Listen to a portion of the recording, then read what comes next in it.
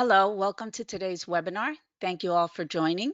This is a peer-to-peer chat where we'll be discussing tips on selling confidently once travel demand increases.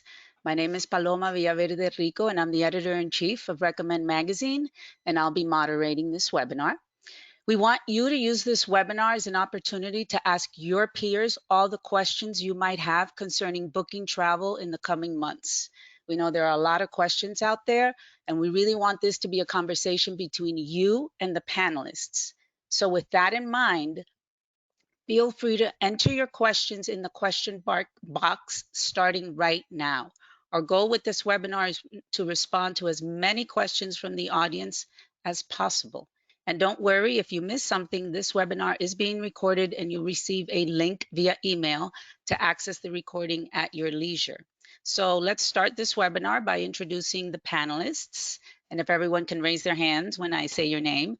Kim Goldstein, President Travel Consultant from Journeys Travel. Lauren Doyle, Executive Vice President, The Travel Mechanic, part of Ensemble Travel Group. Melanie Ingle, Franchise Owner and Luxury Specialist with Cruise Planners.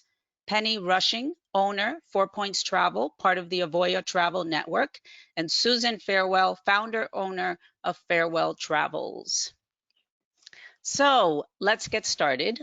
Kim, what questions have you been fielding from clients during this crisis? What's of most concern to them? Right now, they're really just looking to us for advice. The ones that are getting ready to have final payments due have a lot of questions about penalties and what happens if I move my trip and financially how that looks for them. And we're doing, a lot of talking about, are they comfortable with traveling? I'm getting very mixed reviews. Some are very comfortable and some are a little unsure. So what we're trying to do is get them to hold off until about final payment date so that we can better answer those questions about penalties, because as we're seeing a lot of situations get better, they're extending some of the waivers and things like that. So we're really trying to calm them for that time and say, let's just sit tight. It's no different if you change now or in 3 weeks when your final is due, and see what happens. Not getting a ton of questions yet on how the resorts will look when they reopen. I think that's going to start to come when the resorts do start to reopen and people are really set to travel, and they'll ask about, do we wear a mask and all those questions for the airlines. So those are coming. Is anyone else seeing that same thing, or is it a little different for each of you? Lauren? Sure. I think it really depends on the person, and everyone's going to have their own thoughts and feelings about their personal travel. As working with a lot of honeymooners and brides, many of them have had to push their weddings back. So that means their honeymoon is now pushed back. And, I just got off a call with the bride and she is stressed out and she really can't think about this honeymoon now. So that I understand. Some are wanting this honeymoon because they want something to look forward to. But, as a younger bride, any millennials out there, they want to have it their way. So some are just, forging ahead with that. So again, I think it just goes back to the type of person and their situation. And Penny, since you sell a lot of cruise, what are you hearing from your clients in terms of when they might be ready to go back to cruising? What are you hearing? It's kind of like Kim said, it's varying. I've got some people that as soon as the cruise lines start sailing again, they're ready to hop on a ship. And then I have other ones that I had one client say, I'll never sail again. So it's a vast difference. But most of my clients are kind of in between. They're looking at maybe fall or pushing it into 2021, and they're very comfortable with doing that. And is anyone hearing about concerns like Susan? You sell to international, a lot of international travel to New Zealand and Africa. Are you seeing a lot of people concerned with getting on a flight, on a plane for those long haul? Not yet, because again, I think Kim said when we get closer to when they're going to actually travel, you might have some jitters. But right now, just knowing that their money is being saved, and preserved, their investment in this trip is preserved, and they still have the dream of the trip and the reality of the trip, most likely. That is that they're very content and happy with that. And Melanie, are you seeing the same thing, that as long as you're keeping that dream of the trip, like Susan so nicely put it, is that something that you're seeing as well? What concerns are you hearing from your client base? I have a lot of seasoned travelers, and it's really interesting for me because depending on where they are in the country depends on their attitude. I think it depends on your own local communities and how you've been impacted by this virus. Some of my clients that are East Coast are scared to leave their front door. Clients here locally with me in Southern California, we've actually not been impacted really that much as a lot of places have, and in Orange County specifically. So my local clients are ready to pack and go tomorrow. So I think that that impact is really depends on their everyday lifestyle right now, the fear that's been put into them, and how they're going to handle the situation for future. Excellent. Thank you for starting off that conversation so well. So I'm starting to get questions in. The first question is, if someone had a trip planned to Italy in September and wished to cancel due to all that is happening, as well as medical preconditions, are you, as travel advisors, automatically just providing refunds or holding clients' funds? Who wants to take that? Yeah. Okay, Melanie. I do a lot of Italy, so it's been hard for us. But my conversation with the client is, you still want to go. Let's move your funds to next year when we can. Some of the hotels are closed. It's been kind of difficult to do that because we can't get rates for next year. If we're working with the vendors, such as a Classic Vacation or whatnot, that can get rates, we are absolutely trying to hold their funds and move them to the following year, primarily because of their airfare. A lot of the airfare is not refundable. It's just extended time. And so I approach it with, let's make the most of what you've already invested. As Susan said earlier, let's keep the dream going. If we have to move it again, we have to move it again. I'm trying to work with them to move it as far out as we can based upon all the investment we've already made, just to give them that security blanket of a little bit more time. Excellent. Does anyone else want to respond to that in terms of the European getaways? Are you holding clients? And also, I wonder, with airlines now, starting to do social distancing within the aircraft, are people worried? Let's say they canceled their trip. Are they worried about those air tickets going to be very high, or is that something that, the prices on those air tickets? Has anyone heard any concerns from clients on that? Because less seats to fill. Yep, Kim? My clients actually think everything's going to be really inexpensive. And I think that, right now, yes, things are fairly inexpensive, but as the flight schedules decrease, the prices, especially in a smaller market, I'm in Richmond, Virginia, they are really going to shoot up. So we're just doing our best to kind of educate them of that and try to kind of keep things, we don't want to create a problem down the road, basically, and just keep them educated and realistic about it. Excellent, thank you. Okay, so another question from the audience is, has anyone had clients who canceled early when the virus became known to be spreading, who were going to Europe? Now it's closed. However, my folks lost their air with heavy penalties. Does anyone know of any way I can help them get more of a refund with the airlines? Does anyone know how to respond? Or yeah, Penny? I had somebody do that. They had a September sailing, and working through a consolidator. Unfortunately, we're bound by the airline's rules and regulations, depending on the airline. And I found they're not budging. That's interesting. Yeah. And what about in terms of working, not budging, or budging in terms of working with suppliers? Have you found that they do budge? Are they really being accommodating everyone? Yes. Yep. Lauren, did you want to say something?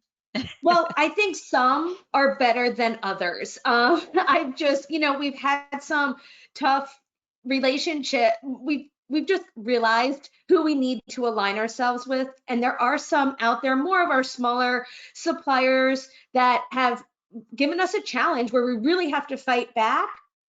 And it's just extra time at this point with no money. And I just, wish some suppliers were a little more understanding.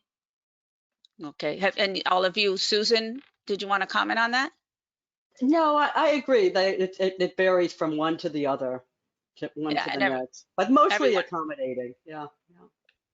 Okay, Oh. so another audience question is trying to sell with confidence. However, some of the clients' concerns are very real. What if they get a fever while on the resort? What will happen to them? Will they have to stay for 14 days in quarantine? How the advisor is asking, how would she answer that? How can she answer that? Who wants to, how are you guys responding to something like that? Who wants to take that one? Anyone? Kim, you sell a lot of Nobody resorts. wants that question. Yeah, at this point, I still feel like it's a little early to answer some of those questions because we don't know what the accommodations are going to look like with each resort. We don't know what the airlines are going to require.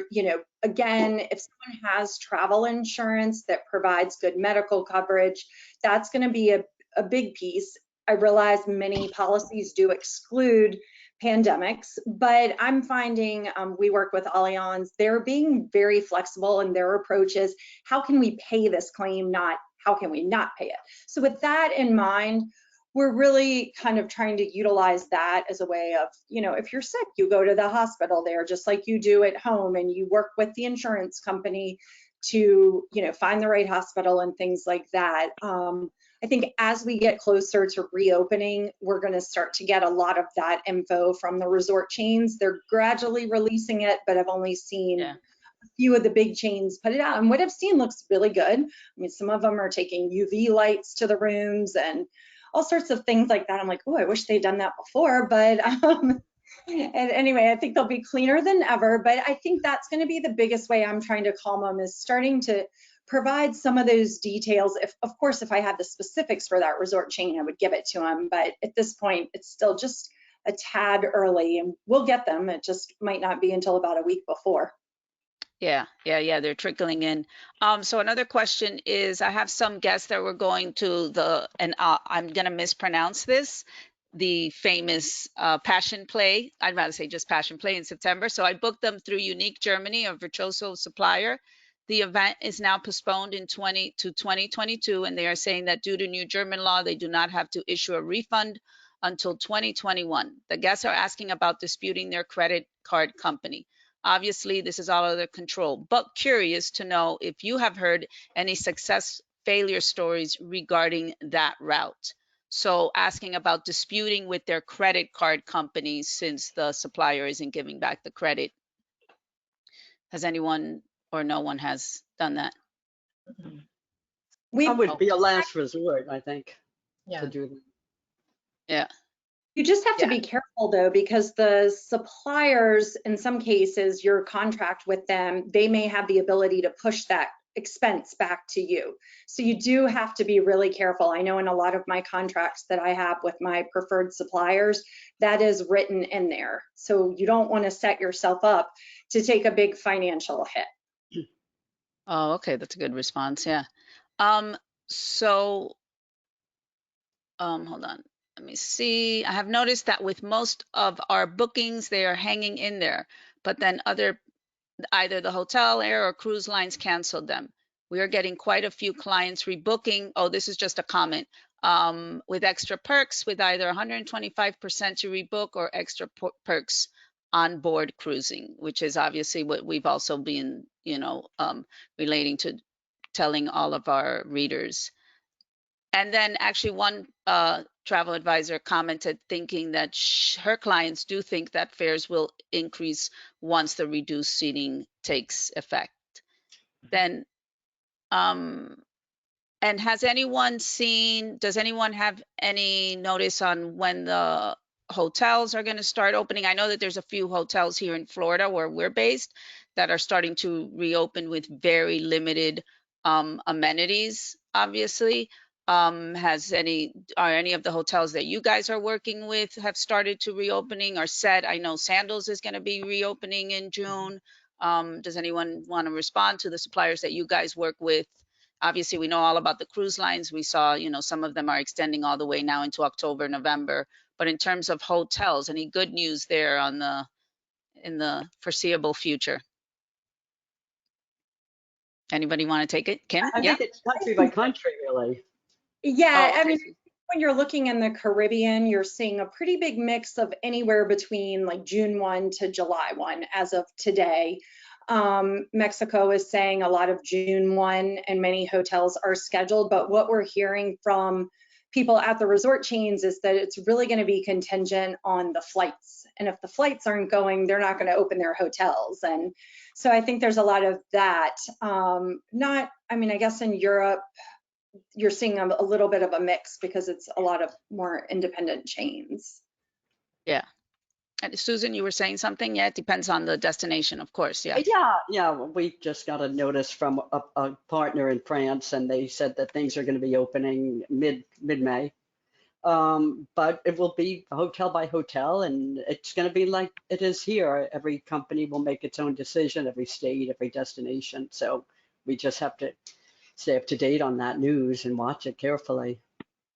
And from what you guys have been hearing, when do you think we'll be starting this new normal, when people are going to start? Do you think it's going to be the fall, or is that really, you think it's still too early? Do you think it's the fall? Lauren, did you want to respond? Yeah, I hope it's the fall. I have destination weddings and honeymoons, and I've rebooked trips starting September 1. So we will see. I'm crossing my fingers. I do tell my clients this is a fluid situation. It always has been. And now with these phases of opening, it's going to really just be fluid. We have to kind of see how it goes. Even in my state, I'm in North Carolina here, they're taking it day by day too. So I think if we have that mentality with our clients, then they'll be, trusting us with updating them. And some of the things that we've heard from travel advisors is advisors who used to sell, international, Caribbean, Mexico, cruise lines, they're starting to specialize in the national parks in the US, regional vacations. So who has seen that some of their clients now want to do regional and even maybe drive there? Is that something that they're coming to you for? Because that's going to be interesting, because that's a whole Yeah. different. Yes, Susan? Yeah, we actually have started rebooking people for this summer and domestically, and it's a very different kind of trip for them. They're not doing hotels. They're doing rentals, house rentals mostly.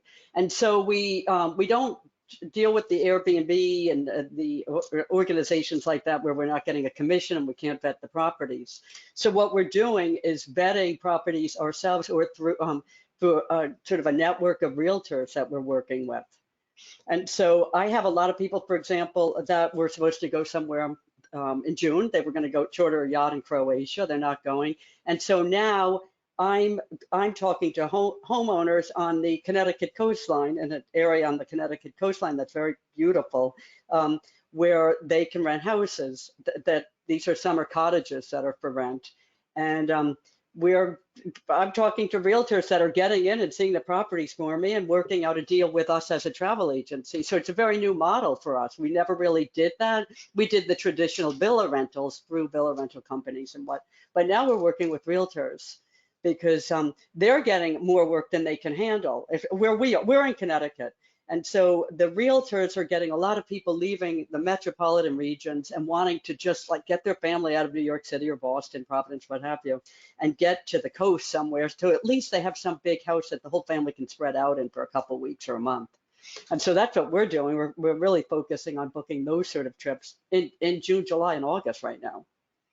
Yeah, I've heard, and obviously villas are huge now. They're so in demand that's going to be one of the things that people are going to be seeking out, are those villas. And I've also heard, people coming together and getting their own private jet, and then they can just share that rather than getting on a commercial flight.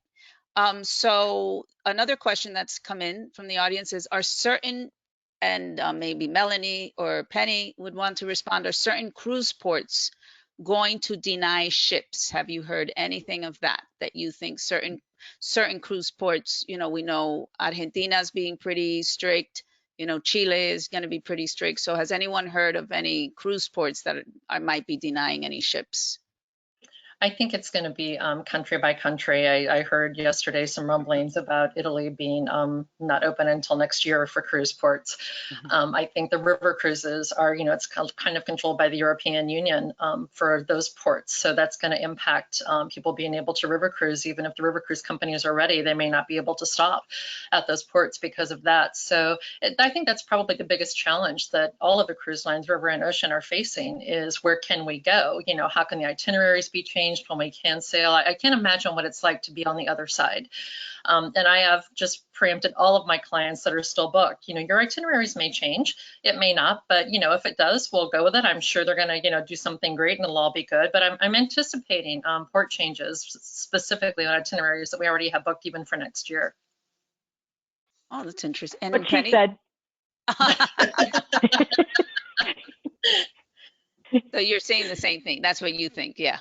Absolutely. Absolutely. Yeah.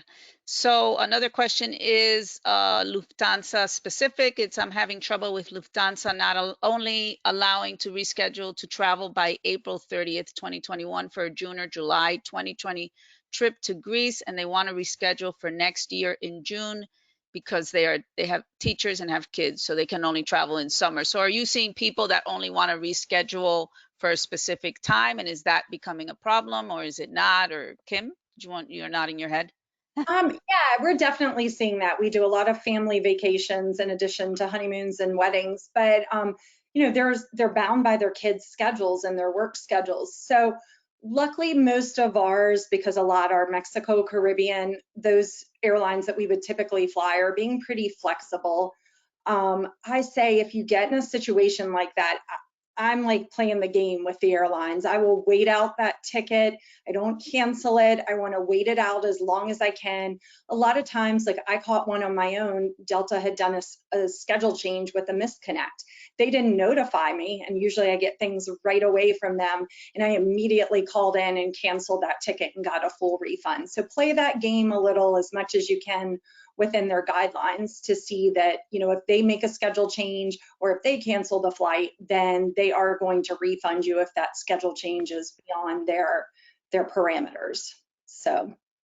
And is everyone else seeing that that's what you're doing in terms of the airlines? Penny? We pretty much, I'm sorry, go ahead.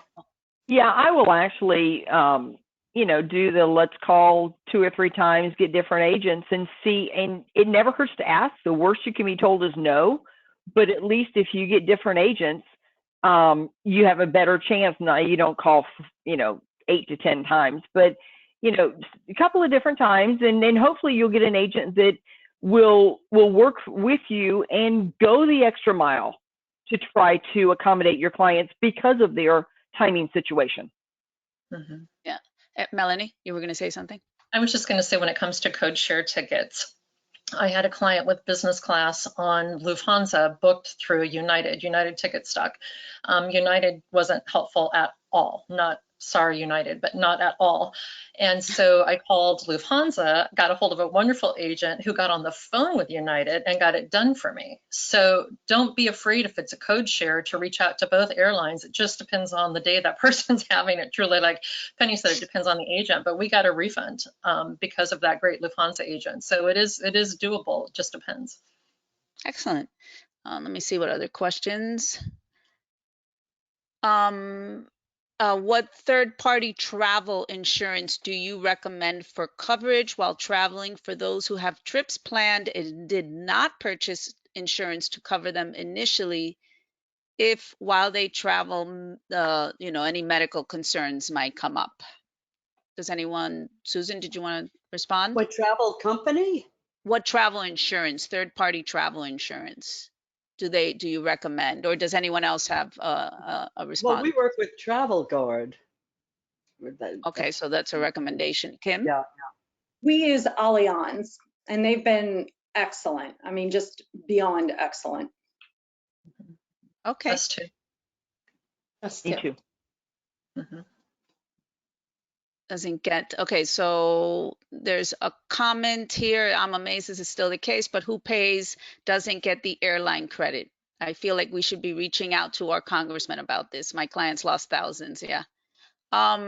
So let me see. Sorry, because I have to go through the questions. Let's see. Okay, so sorry. Um, okay, sorry. Hold on one second. So this person is commenting, I think international destinations opening up will be dependent on the entry protocols that they will establish. If there are quarantine requirements, then no one is going to travel to those destinations. Do you guys feel the same? Yeah, if you have 14 days, then what's the point? You can't go on your vacation, right? Right. Yeah, exactly. And then this question, so how often, and all of you can respond, how often are you staying in contact with clients who have travel plans for late summer and winter 2020? So Penny, do you want to take that question? I'm communicating with them, you know, it depends on how far out their travel is. If it's toward the end of the fall into winter, I'll communicate with them, tell them that I'm watching their trip, I'm watching the supplier, and I will keep them updated as far as developments or any information that I receive from this supplier. On the chance that they don't receive it, I will forward it to them, just so they feel like they're being kept advised and not just hung out there waiting aimlessly. Lauren?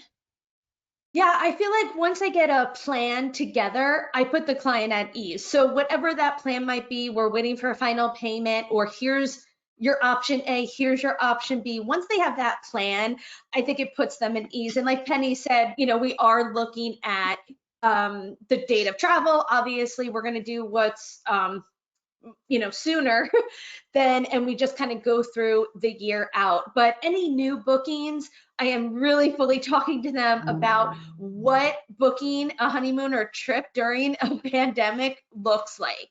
And never thought I would have to talk about that, but I think a lot of younger people too just don't know. They think they're invisible to all of this, but just explaining them and having a plan is huge.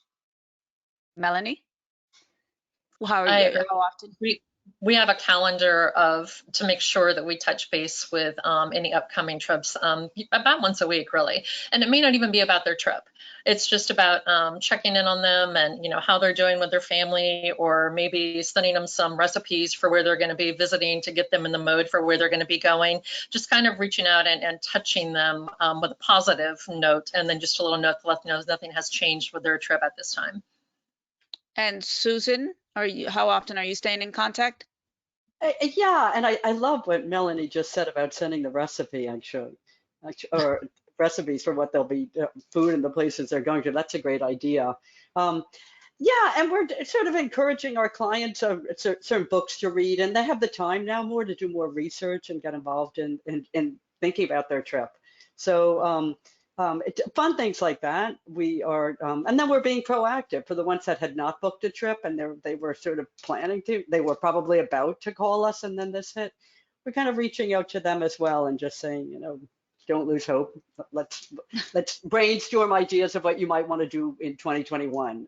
We're not rushing to get people out and about in 2020, though. I have to say, we're really looking to 2021. Oh, that's interesting. And Kim, well, how often are you staying in contact with them? We are, we're trying to still get ahead. We rebooked a lot, which, as everyone knows, rebooking takes substantially longer than canceling a trip, which is a good thing. We're happy we rebooked. So we're still trying to kind of get ahead of the rebooks and work kind of in month increments.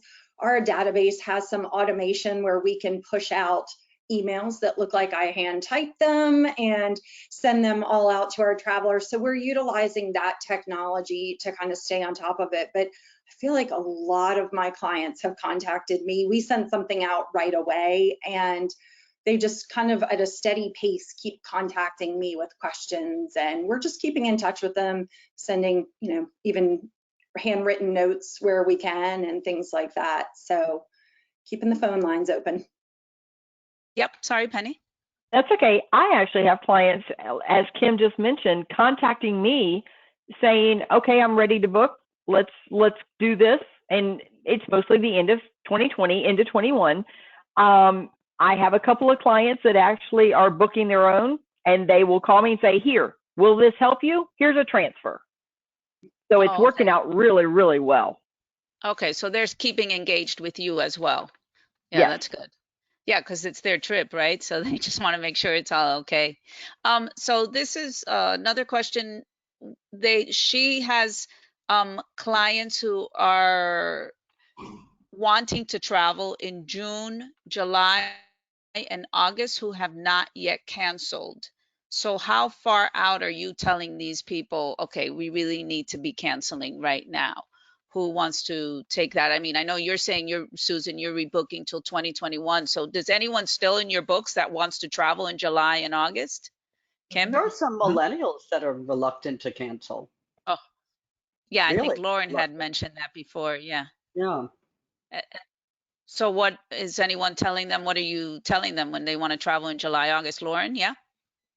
Yeah, so I have actually the end of June, I have someone, set to travel. And again, like we mentioned before, you really need to look at their final payment date. So that probably hasn't happened yet because many suppliers are pushing out, the final payment date. Then I also look to see if there's insurance on there, and the type of insurance they have will give them more flexibility. So again, these are more of the reasons why we're selling insurance, why it's important to have that so you have the most flexibility and then you could get the most money back. We're waiting until, in that situation, we're mostly waiting until flights cancel, hotels are closed, like it's a definite thing to get them the most money back. I think what I've learned and many of my agents on my team have learned is that the point of cancellation is a huge date. So it really varies. If someone said earlier, if you cancel too early, you're not going to be able to just like wait and then want the refund later. I mean, you really have to make that decision. And we're here to help guide them. And we're kind of, what I've learned is wait until we have to make that cancel. And hopefully you can wait it out and make sure the airlines or the hotels have canceled and then they'll get the refund. And just out of curiosity, because a few of you have mentioned that millennials still think that, it's okay to travel. And so what do you tell them? I mean, do they, the news is out there and it's not just the older generation getting very sick. I mean, obviously you're not their doctors, but, I think a lot of it is wait and see still. I don't think we can make decisions about August and September at this point. I think June, I wouldn't be, unless it's local and they can drive there and, like I said before, rent a house or something. But June and July, yeah, I would not do anything major. Beyond that, I do think we have some time we need to wait for them. yeah. Lauren, did you want to say something? Well, yeah, I think just speaking to the whole millennial mindset, I think a lot of millennials also get, as myself being one of them, we don't sit and watch the news. So I'm not saying that in a naive way. We know what's going on, but we're choosing on what we consume. So I think that's a super important point. And just, you could get as fearful now, or you could wait until you need to make a decision and let that fear creep in. And I think millennials are a little more apprehensive to cancel their whole 2020 because of what's going on, especially if they haven't been directly impacted, if they still have their jobs and, they're getting married or whatever's going on in their lives. I think they just might kind of be, just wait until it's closer that they have to make a decision. But yeah, my millennials are booked, they're having weddings, they're traveling. Yeah. I mean, it's kind of comical. Now, crossing my fingers, this all pans out and doesn't leave me with triple the amount of work. Yeah.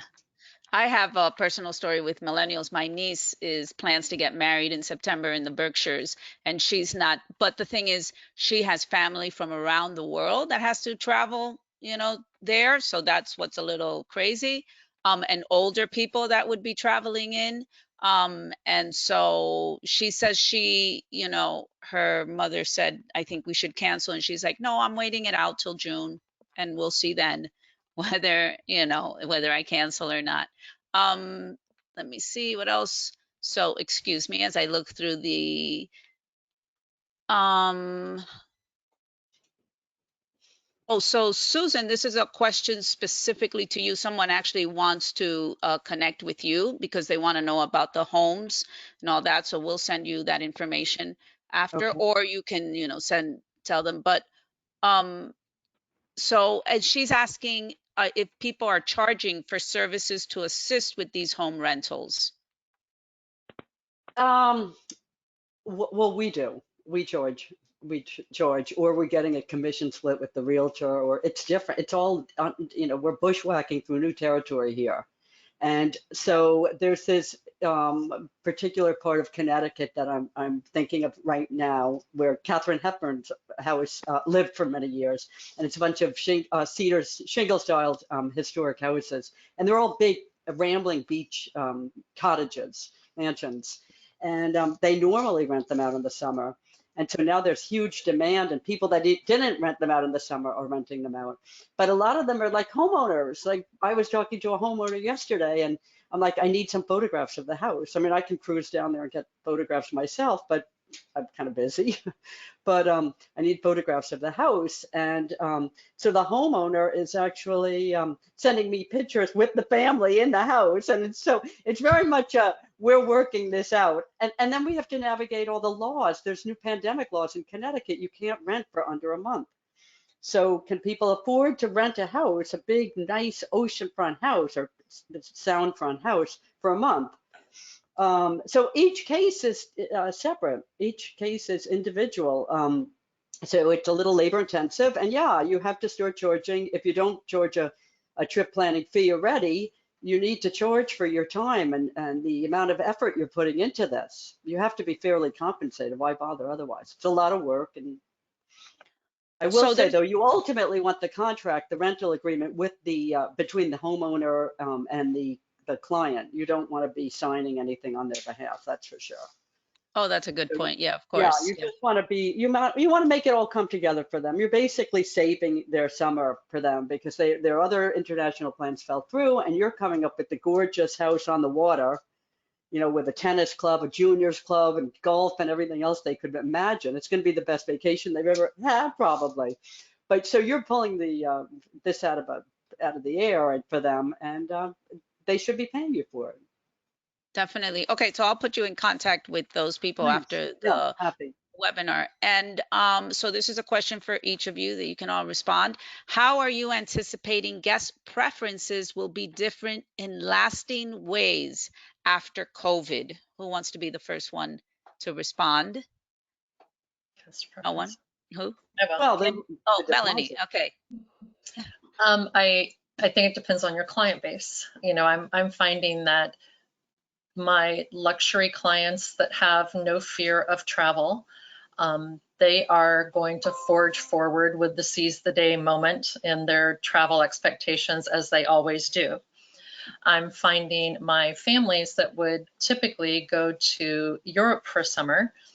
We've been doing things like looking at high-end dude ranches, the Ted Turner ranches, in the West, different things where they probably are going to spend more money than going to Europe. But it's kind of, I find the pandemic, for what I'm seeing, has opened up a different attitude about what their expectations are from travel. And I don't know if it's because they've spent so much time together and they've developed a new bonding within the family that maybe they had lost. As agents, our primary goal is to send families off to wonderful places where they can unplug and they can have that wonderful bonding time to create memories, for that week or however long they're traveling. They come home and they remember until next time. And I'm kind of getting the sense from families that I speak with, because they've been shut in so long together, I'm not really hearing, oh, I've just had it with these kids. They're relating better to vacations, which, like the homes on the beach, that beach time, that family time, that sitting around the fire roasting marshmallows time. The same attitude with rentals in the West or Montana or the dude ranches. They're actually embracing that, where before I don't think they would have as much. So I think that's a trend that we're going to see a little bit more, no matter where that is. I think that quiet time of just being a family, which is why we send people on vacation, but I think it's going to take a whole new attitude. I love that. Yeah, that you would think that we're all staying at home all together. You would think they wouldn't want to be, right? Yeah, But now they're looking for that sort of still be exactly. connected. Yeah, Exactly. that's interesting. So does anyone else have comments on how they think, this is gonna be very different after post-COVID in terms of lasting ways?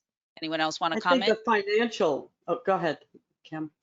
Um, I'm just saying, I think we're going to see a lot of smaller boutique resort requests. I mean, I think initially, of course, there's going to be a lot of domestic. So I'm spending a lot of time trying to gather that info, and my team is as well, to really prepare ourselves for domestic product, because we don't, that's not our specialty. So we're learning that and trying to put together trips that are definitely a little more comprehensive, and it's not just let me book a hotel, because they can do that online.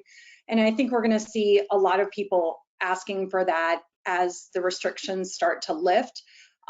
We also book a lot of large all-inclusive resorts, and I'm expecting to see a little bit of a decline in those and focus more on some of the smaller ones that, you can have a little bit more space and be on your own. So. Susan, you were going to say something? Well, I just think from the financial point of view, people are going to scrutinize things a little bit more, and they're going to really read the fine print now. Because, I mean, none of my clients lost any money, frankly. I can say with 100% confidence at this point, we've postponed, I think 99% of our trips have been postponed. And the money of the people have invested in the trips so far have been preserved. But I do think down the road, people are going to really scrutinize, can I cancel this because of the trip insurance? You buy trip insurance and then you find out it doesn't cover you for pandemic after you spend $1,000 on trip insurance. I mean, so I think people are going to get more involved, certainly if they have the time to read the fine print. So I think that's a big thing. And also, I'm hoping that people will get more involved in the trip planning. We have people that have been so busy that professionals, that they'll come to us and they'll just say, plan our trip, we trust you. And, I decide how long you're going, where, how long, how many change, everything. I do everything. But now they're a little bit more time, and they're saying, hey, why don't we go to such and such a town when we're going through the north of Italy? Why don't we drive over in the Dolomites and see this, that, or the other thing? And so I think they're going to get more involved in the travel planning until they get busy again. And then they'll go back to saying, plan the trip, just give me the itinerary. And do you think even in the United States and within Europe, the people will be looking for more secondary cities as well to just get away from the metropolitan areas? Do you think that'll be something that people will want? Even in the US, they're saying a lot of the smaller cities, Anybody who wants to respond? Susan, Lauren, anyone? Are they asking for smaller cities, you're saying? Yeah, I'm just asking, are people looking for the secondary cities, not the big New York City, Londons and all that? Are people, do No, you think they want to get? Oh, that's been a trend for a while for us, actually. Yeah. People wanting to go off the beaten track because, the world is so crowded with tourism now. Yeah.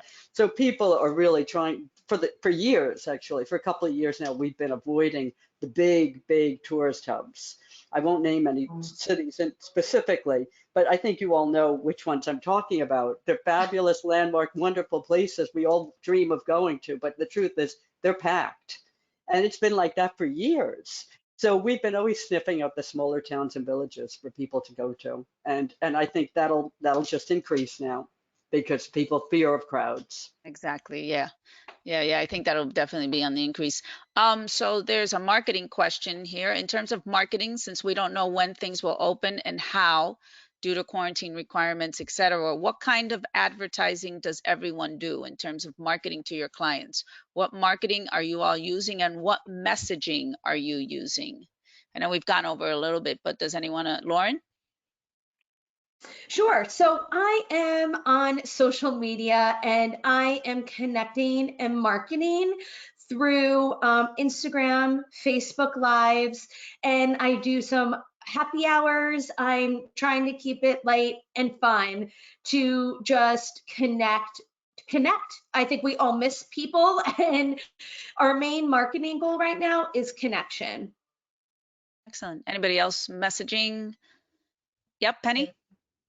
I'm putting things on our Facebook account, articles that I find that come through, mainly to try to convince people and reassure them on what the possibilities are going to be down the road from a cruise standpoint, what the cruise lines are starting to dribble out on different new ways of doing things. For instance, no more self-serve buffets, which personally I think is great.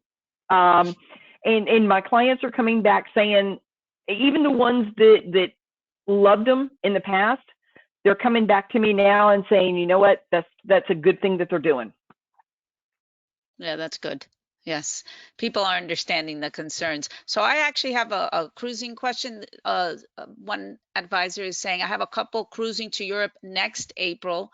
I want to touch base with them because it's not till next April, but not sure what to say. Suggestions. Does anybody want to take that one? I can. I think a lot of it just depends on the client. I just had a discussion with one of my team members last night. It depends on the client. Are they easygoing? Do they kind of roll with things, or are they starting to be overly concerned about, even in April, what might happen and what they may be facing? I'm trying to diffuse that as much as possible. Obviously, none of us know what's going to be going on in April or even the beginning of next year. So it's kind of like we've all discussed. It's kind of a wait and see type scenario, and figure it out when it surfaces. Yeah. Kim, you were going to say something? Yeah, pretty much along those exact same lines. I'm really trying to kind of push them a little closer to their final payment date. But the first thing, like I had a call with some clients yesterday taking a big multi-generational trip to Mexico, and they're traveling in the end of June or July, I'm sorry, July 25th. And I said, how are you feeling about it? Like, are you comfortable with it? Do you want to continue if everything opens up and, you can travel? And she said, yes, we do. So we went down, just kind of the procedures of waiting and what that looks like.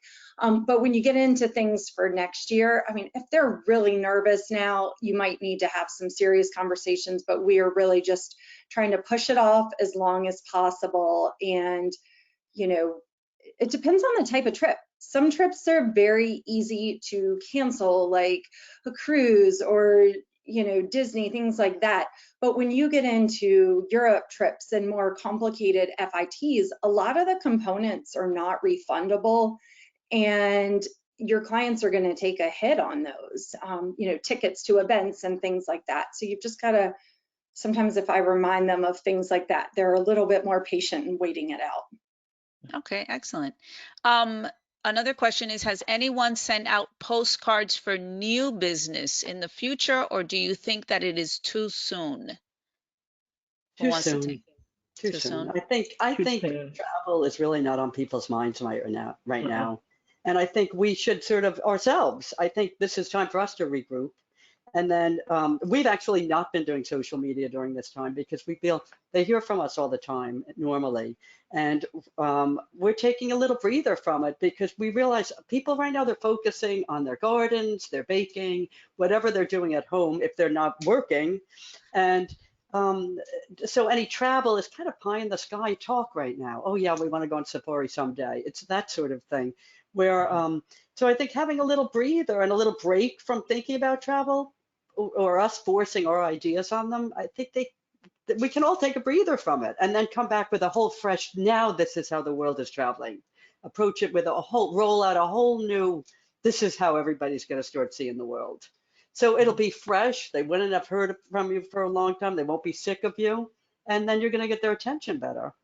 That's at least that's our strategy. Maybe we'll fail. Who knows? Melanie?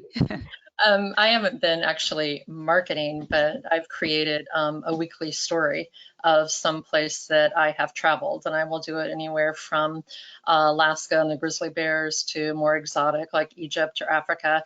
And I just have put together, not that I invite them to a presentation live, but I use Zoom. I put together a presentation of my trip. I just tell the story. I show the photos. I tell it just like they're there with me. I walk them through it. If we came across, a family of 3-month baby lion cubs and the mother, they get the pictures and the stories that we experience just like they're there. And I just tell the story. So it's not a matter of saying, let's get your trip booked. It's a matter of, I just want to share some of my experiences with you while you're shut in. Maybe it's better than Netflix. And that's been very responsive. People have really enjoyed that. They email me and ask me when my next one's coming, and they email me and ask me, hey, have you ever been here? Can you send us a story? So I think it just kind of has kept them engaged in that the world is still out there. We don't know what normal is going to be. Everybody keeps saying a normal after the pandemic. I don't know that we're ever going to have a normal again after what we've experienced. I think it's going to be consistently changing over and over as we continue to evolve. But our past and our experiences, if you guys have those, people love to hear about that. I have found anyway, it's been a good experience for me. And did you say you do them via Zoom, these stories? You can do your own Zoom presentation, your own meeting, and record it while you're doing it. And then you can save it to the cloud so it's not taking space. I've done them anywhere from 5 minutes to a half an hour. And I get a lot of response from people watching, even the half an hour ones, just because they're intrigued. Oh, excellent. That's a great idea. Yeah. So someone wants to know, with millennials set to go places, they want to know where it is that they are traveling. Are they traveling domestically or internationally? Who wants to take that one? I can take it. I I have a I'll get you both. Yeah, I'll get you, Lauren.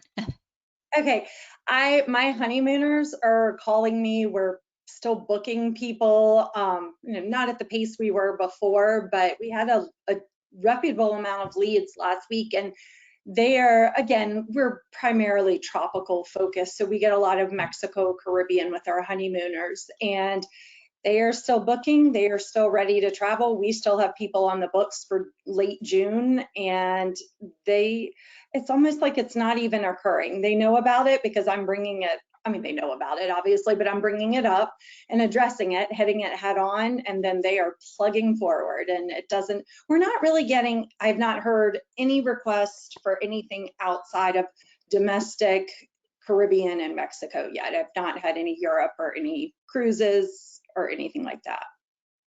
And Lauren? Yeah, I've had Hawaii's been a very popular option for a few of my honeymooners of leads that have come in. And I agree with Kim, we're not at the capacity by any means of what we were doing, but Millennials is more tropical. They just kind of want that getaway, all inclusive. I think it's fairly safe. It's not going to be going on excursions and doing all of these things. I think it's going to be a little limited, but they still just want to get away and celebrate that time in their lives. I have an interesting question. Do you guys think that commissions will move businesses to be 15% or 20%? Do you think it'll go up just to move business for the next year or so? Yeah, Penny? I don't know that the commission is going to move. I think they will be offering bonus commission, which some of them already are. But as far as the actual percentage, I don't foresee that part of it will go up. Okay. Anybody else have any thoughts on the commission structures? Well, not commission, but I do see other little fees and things that we're going to start seeing, like some taxes are probably going to come into play or something with some of these countries, because they've got to make up their losses. So I think we all need to have a line in our documentation with clients when you're postponing trips and you're preserving the prices, what they paid in 2020, but you need to have a line that protects you against any kind of unforeseen taxes or surcharges that may come up as a result of this. We don't know. Anybody else have any thoughts? I think we're nearing the hour. That's great. You guys have been amazing. And actually, a lot of the people in the audience would actually like to connect with a few of you. So do you guys mind if we share your emails right now on the webinar? Is that okay with everyone? Fine. Okay. So Susan Farewell is Farewell, FAREWELL at farewelltravels.com, and the travels is with an S. So that's farewell at farewelltravels.com. Kim is kim@journeystravelinc.com. So it's kim@journeys with an S, travelinc.com. Penny is Penny, Penny, .rushing, and that's spelled RUSHING at avoyanetwork.com. Lauren is Lauren, and that's spelled LAUREN at thetravelmechanic.com. That's Lauren at thetravelmechanic.com. And Melanie is Melanie, MELLANIE .Ingle, and that's INGLE at cruiseplanners.com. So I think I got everybody and everything was right. So hopefully everybody was able to jot those down. Let me see if anyone is asking for them again. But so those are the emails, so everybody can contact all of the advisors on the panel individually. And as we wrap up, I want to remind all the audience that you can get all the updates on recommend.com. You can go there for all the cruise updates and all the hotel new protocols that are in place and whatnot. And we also, if you want to access specialist programs, you can go to edu.recommend.com.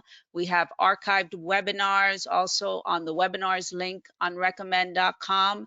And I think that's it. So thank you all for attending the webinar.